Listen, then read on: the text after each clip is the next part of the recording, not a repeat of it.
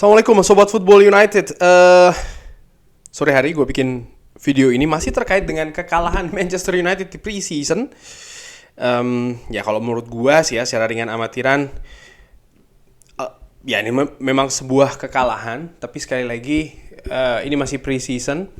Mau itu kemenangan, mau itu kekalahan, mau itu seri, sebenarnya bukan itu tujuannya. Tapi bagaimana Manchester United, utamanya Erik ten Hag dan staf kepelatihan ini bisa menilai sistem yang ingin dibangun, strategi, formasi, termasuk juga individu-individu pemain ya, sehingga nanti lebih siap untuk menghadapi musim depan. Gue inget musim lalu Manchester United punya pre-season yang lumayan oke, ya kan, bagaimana di Bangkok, di Australia, tapi penampilannya agak menurun ketika kembali ke Eropa. Walaupun demikian, bagaimana atmosfer positif itu cukup besar, tapi justru di dua pertandingan awal Manchester United membuat kejutan ya kan, dengan kalah di kandang sendiri dan ketika menghadapi Brentford kalah telak. Jadi oke, bagi gua kekalahan yes, ini mengecewakan, tapi apa ya? Ya ini cuma pre-season sih menurut gua. Yang lebih mengecewakan sebenarnya nanti kalau Manchester United masih bermain seperti ini ketika kompetisi ataupun liga ya itu nanti mulai secara resmi.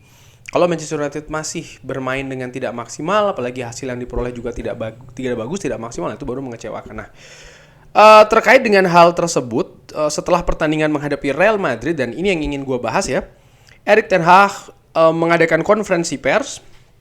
Gue ambil dari manunited.com. Judulnya, Erik ten Hag mengatakan kalau kita ini berprogres secara bagus.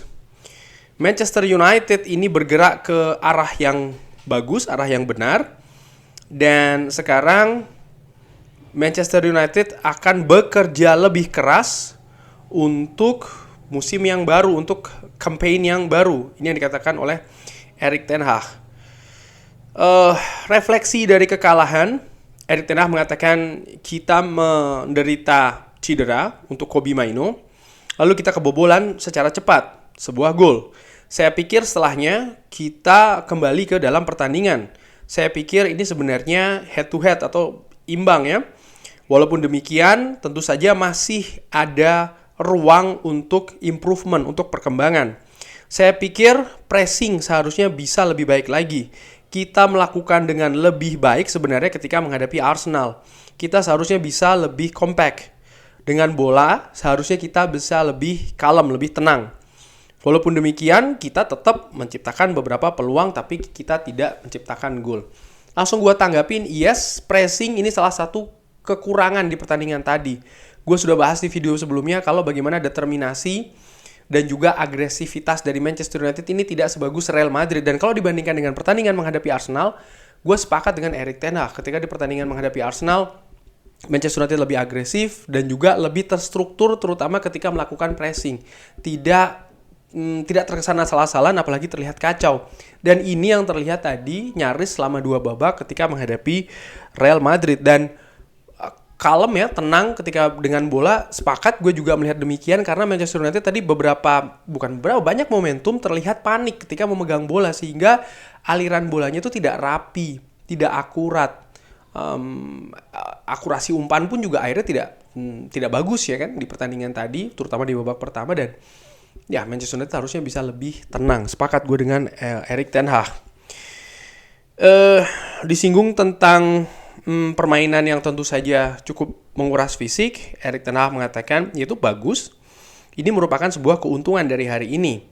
Anda bermain di level yang tinggi dengan intensitas yang tinggi. 2 tim yang kompetitif, dan ini yang Anda butuhkan untuk liga. Ya, sepakat gue ini salah satu keuntungan menghadapi tim sebesar Real Madrid, sehingga pemain Manchester United ini tahu sikap seperti apa, mentalitas seperti apa, ya kan, keadaan seperti apa yang harus dilakukan di atas lapangan. Real Madrid tadi juga menurut gue tampil dengan situasi yang terbaik ya. Carlo Ancelotti ini menurunkan banyak pemain yang merupakan pilar dari Real Madrid.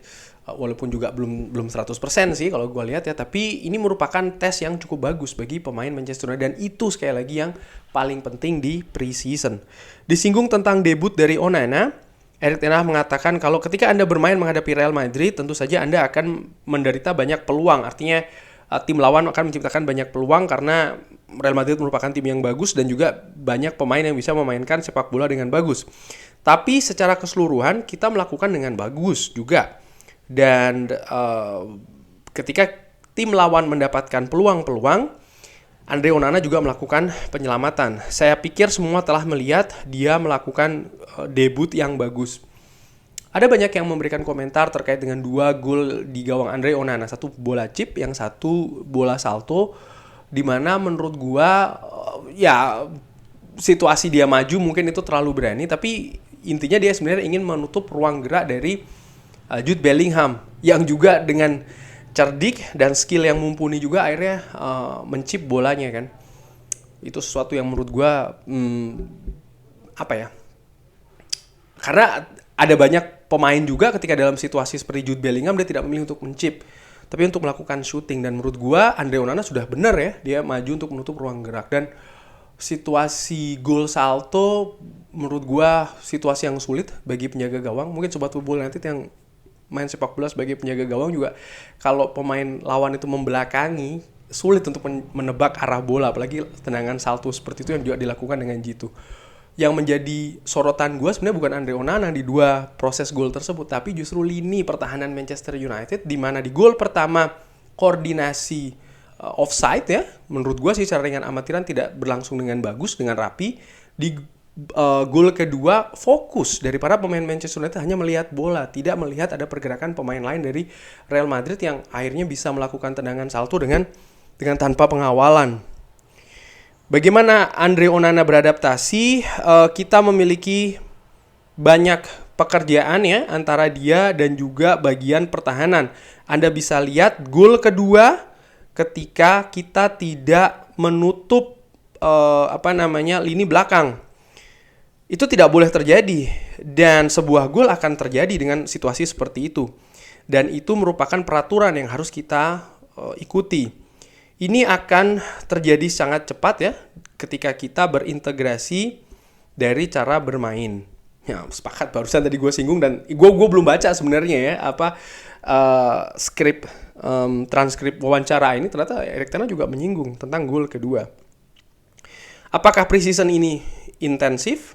Erik ten Hag mengatakan tentu saja ini sangat intens, tapi kita tahu sebelumnya kita sekarang ini telah 10 hari ya di perjalanan kita, atau 9 hari, saya sebenarnya tidak mengetahuinya. Kita bekerja sangat keras, kita bekerja dengan intensitas yang tinggi, jadi kita tidak punya waktu untuk menghitung hari. Tapi saya pikir spirit dari tim ini bagus, kita berada di arah yang benar dan kita bergerak dengan baik.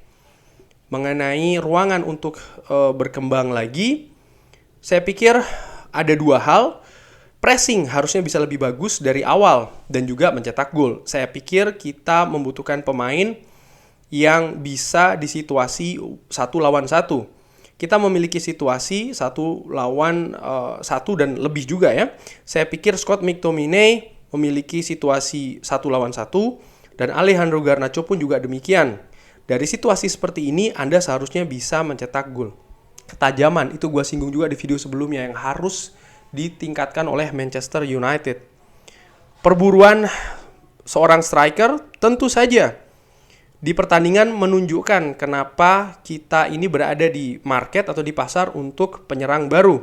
Ini selalu sulit untuk dikatakan. Kita bekerja 24 jam ya, 7 hari. Kita melakukan segalanya, tentu saja tidak semuanya, tapi banyak di klub. Kita ingin memberikan segala kekuatan untuk menyelesaikan hal ini. Kita tidak pernah berbicara mengenai pemain yang masih berada di kontrak di klub lain, tapi kita memiliki target di belakang layar. Kita sangat sibuk untuk mendapatkannya, untuk mendapatkan pemain yang tepat untuk kita. Gue pikir kurang lebih sama apa yang dikatakan oleh Erik ten Hag, lini belakang dan juga penyerangan. Manchester United butuh striker baru, terlihat di pertandingan tadi di babak pertama dan juga di babak kedua. Marcus Rashford dan juga Jadon Sancho. Menurut gue kedua pemain ini tidak bisa bermain secara optimal di ujung tombak.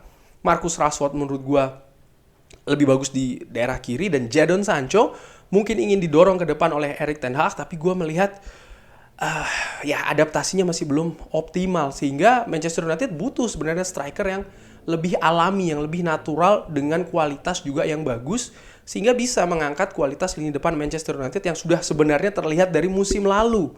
Ya, Manchester United ini butuh seorang striker di depan yang tugas utamanya adalah mencetak gol, selain juga tentu saja bisa berintegrasi dengan baik dengan rekan-rekan lain ya di atas lapangan di sistem yang ingin dibangun oleh Erik ten Hag. Kurang lebih demikian ngobrol ringan membahas tentang komentar Erik ten Hag terkait dengan pertandingan pre-season Manchester United kalah 0-2 menghadapi Real Madrid. Terima kasih sudah menyaksikan, jangan lupa like, subscribe. Wassalamualaikum warahmatullahi wabarakatuh.